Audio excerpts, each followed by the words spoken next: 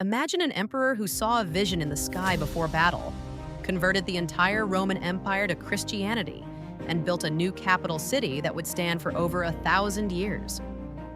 This isn't mythology. This is the true story of Constantine the Great, arguably the most influential Roman emperor who ever lived. Welcome to the Mind Metrics, where we uncover the fascinating stories behind history's greatest figures. Today, we're diving deep into the life of Constantine the Great, the emperor who changed the course of Western civilization forever. Constantine the Great wasn't just another Roman ruler. He was a military genius, a political mastermind, and a religious revolutionary who transformed an empire. From the battlefields where Constantine the Great crushed his rivals to the moment he legalized Christianity and changed history forever, this emperor's story is filled with ambition, divine visions, brutal battles, and decisions that still impact our world today. Who was Constantine the Great? How did he rise from being the son of a minor emperor to becoming one of history's most powerful rulers? What was the vision that changed everything? And why do some call Constantine the Great a saint while others call him a ruthless politician? By the end of this video, you'll understand why Constantine the Great matters, how he reshaped the Roman Empire, and why his legacy continues nearly 2,000 years later.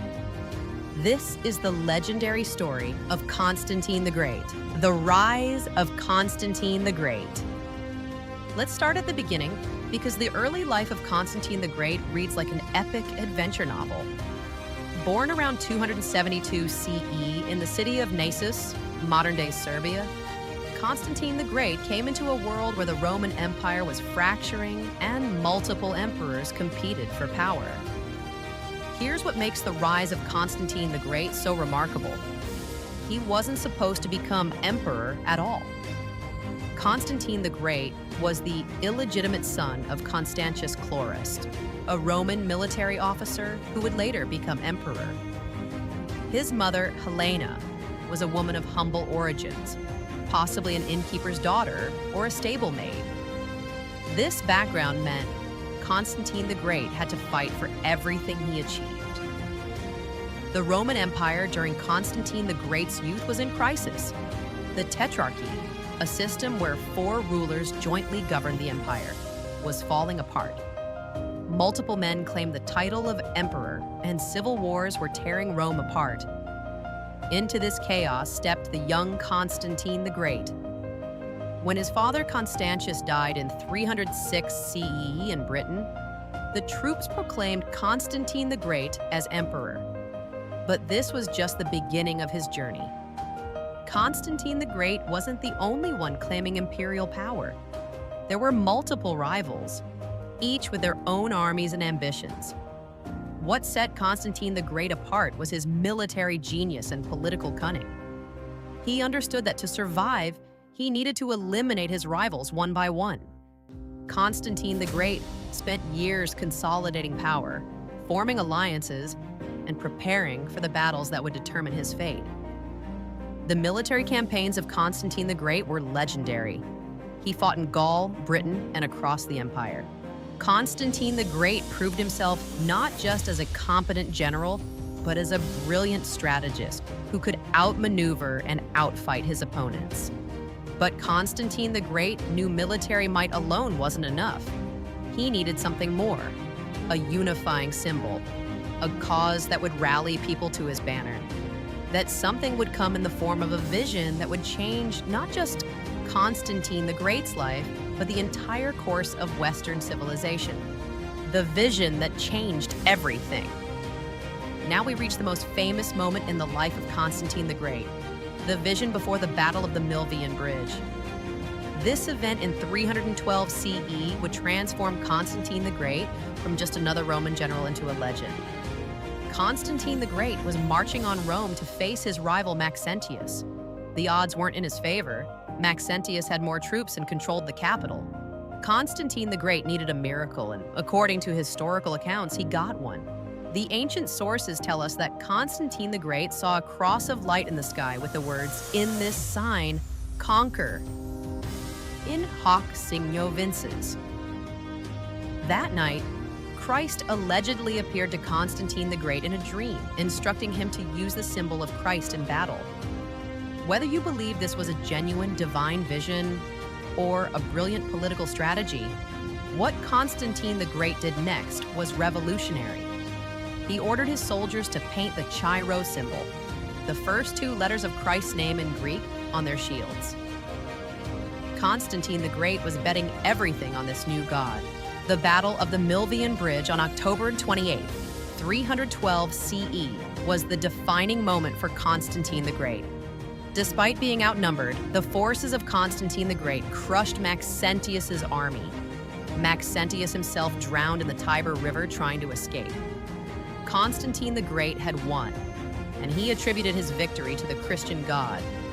This is where the story of Constantine the Great becomes truly significant. The Roman Empire had persecuted Christians for centuries.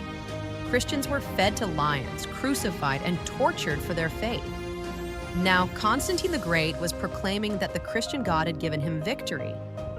But here's what's fascinating about Constantine the Great. He was politically savvy enough not to immediately force Christianity on the empire. Instead, Constantine the Great issued the Edict of Milan in 313 CE, which granted religious tolerance throughout the empire. Christians could now worship freely without fear of persecution. The religious policies of Constantine the Great were calculated and strategic. He understood that Christianity was growing rapidly and that supporting it would give him a loyal base. But Constantine the Great also knew he couldn't alienate the pagan majority too quickly. What's debated by historians is whether Constantine the Great's conversion was genuine or purely political. Some evidence suggests Constantine the Great remained sympathetic to pagan practices for years. He wasn't baptized until he was on his deathbed. Constantine the Great kept the title of Pontifex Maximus, the chief priest of the pagan Roman religion. But regardless of his personal beliefs, the impact of Constantine the Great on Christianity was immense. He ended persecution, funded church construction, granted privileges to clergy, and made Christianity respectable. Constantine the Great transformed Christianity from a persecuted sect into the religion that would dominate Europe for the next 1,500 years. Constantine the Great, the builder of empires. Military conquest and religious revolution weren't enough for Constantine the Great. He also wanted to reshape the physical empire itself, and his greatest achievement in this regard was the founding of Constantinople. Constantine the Great recognized that Rome, while symbolically important, was poorly positioned strategically. The old capital was too far from the empire's threatened frontiers. Constantine the Great needed a new capital, one that could serve as both a defensive stronghold and a commercial hub. In 324 CE, Constantine the Great chose the ancient Greek city of Byzantium as the site for his new capital. The location was brilliant. It controlled the straits between Europe and Asia, had excellent natural harbors, and could be easily defended. Constantine the Great renamed it Constantinople, the city of Constantine. The construction project undertaken by Constantine the Great was massive. He built grand churches, palaces, forums, and defensive walls. Constantinople, created by Constantine the Great, would become one of the greatest cities in history, surviving as the capital of the Byzantine Empire for over 1,000 years after the fall of Rome. But Constantine the Great wasn't just building a city, he was building a Christian capital. The city of Constantine the Great featured magnificent churches, including the original Hagia Sophia. He filled Constantinople with Christian symbols and relics, making it a holy city of the new religion. The legacy of Constantine the Great as a builder extended beyond Constantinople. He constructed churches throughout the empire, including the Church of the Holy Sepulchre in Jerusalem, built on what Constantine the Great believed was the site of Christ's crucifixion and resurrection. Constantine the Great's mother, Helena, traveled to the Holy Land and allegedly discovered the true cross, which Constantine the Great enshrined in his churches. Constantine the Great also reformed Roman administration, creating a more efficient bureaucracy and reorganizing the military. The reforms of Constantine the Great strengthened imperial power and helped the empire survive for centuries longer than it otherwise might have. The coinage introduced by Constantine the Great featured Christian symbols, another revolutionary change. Money bearing the image and religious symbols of Constantine the Great spread his message throughout the empire. Every transaction reinforced the new Christian identity that Constantine the Great was creating, the darker side of Constantine the Great. Now here's where the story of Constantine the Great becomes complicated, because this emperor, who is venerated as a saint by some churches, also had a ruthless, brutal side that can't be ignored. Constantine the Great was responsible for the execution of his own family members. In 326 CE, Constantine the Great ordered the execution of his eldest son, Crispus, and his second wife, Fausta. The reasons remain murky. Some ancient sources suggest Fausta falsely accused Crispus of assault, while others hint at more complex political motivations. Whatever the truth, Constantine the Great murdered his own son and wife. This reveals an important truth about Constantine the Great. He was a Roman emperor first and foremost, and Roman emperors eliminated threats without mercy. The political violence committed by Constantine the Great wasn't unusual for his time, but it does complicate his legacy as a Christian hero. Constantine the Great also maintained brutal Roman practices even after his conversion. He continued gladiatorial games, though he did try to limit them. Constantine the Great crucified criminals and enemies. The emperor who claimed to follow Christ's teachings of mercy also ruled with an iron fist. The religious policies of Constantine the Great weren't always tolerant either. While he granted religious freedom initially, Constantine the Great later began favoring Christianity so heavily that it disadvantaged other religions. Pagan temples lost funding and some were destroyed. Constantine the Great was creating a Christian empire, and those who clung to the old gods found themselves increasingly marginalized. Constantine the Great also involved himself in Christian theology, despite not being a theologian. He convened the Council of Nicaea in 325 CRE to settle disputes about the nature of Christ. Constantine the Great wanted unity in his empire, and theological disagreements threatened that unity. He pressured bishops to agree on doctrine, showing that Constantine the Great saw Christianity as a tool of state control as much as a faith. The historical Constantine the Great was thus a complex figure, part visionary, part politician, part tyrant. He could be generous and brutal, pious and calculating, visionary and pragmatic. Constantine the Great embodied all the contradictions of his age. The legacy of Constantine the Great. So why does Constantine the Great matter today, nearly 1,700 years after his death? The answer is that few individuals have shaped Western civilization as profoundly as Constantine the Great. First, Constantine the Great made Christianity the dominant religion of Europe. Without the conversion of Constantine the Great, Christianity might have remained a minor Middle Eastern sect. Instead, because of Constantine the Great, Christianity became the defining religion of Western civilization.